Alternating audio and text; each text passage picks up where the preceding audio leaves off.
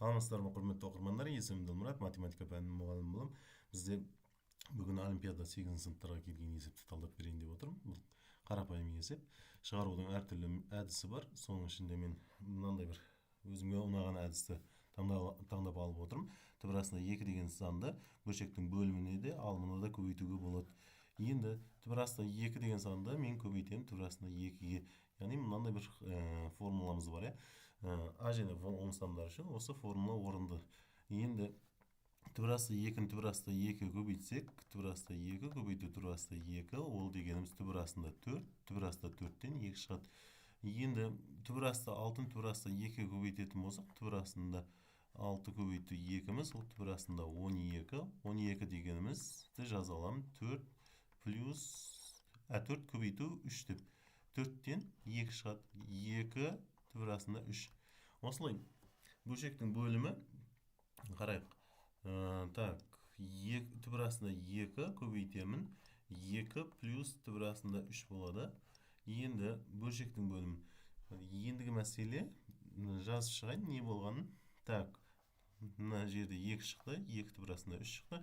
Және бөлшектің бөлімі мына 2-ні көбейткен кезде 4.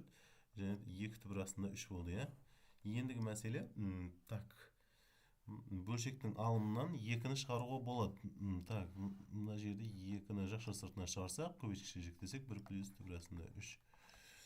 Ендігі мәселе, бөлшектің бөлімін күрделі радикал формуласымен шығаруға да болады, немесе қысқаша көбейту формуласының түрлендіру арқылы да шығаруға болады. Яғни қандай да бір санның квадраты екенін тапсақ болды бізге. Бізге 4 түбір астында 2 түбір астында, так, 4 плюс 2 түбір астында 3 дегенді жаза аламын. 4 дегенімізді 1 және 3-тің қосындысы ретінде 3 квадрат. Егер квадратпен түбір қысқартсақ 3 шығады, 1-ді қоссақ 4 шығады, Енді мен төбедегі формулаға ұқсатып түрлендіріп тұрмын. 2 түбір астында 3 дегенді А-ның орнына 1-ді жазып отырмын, Б-ның орнына түбір астында 3-ті жазып отырмыз. Ендігі мәселе ол дегеніміз, так, болады. А-ның орнына 1-ді жазам, Б элементтің орнына түбір астында 3-ті жазамыз, соның квадрат. Енді соны жазайық, квадратпен бұл жерде түбірді қысқартып жіберуге болады. Содан пайда болатыны ұқсас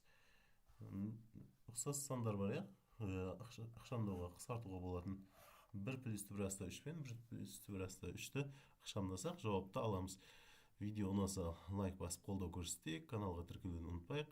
Сұрақтар болса комментарийда қалдырайық. Тыңдағандарыңызға рахмет.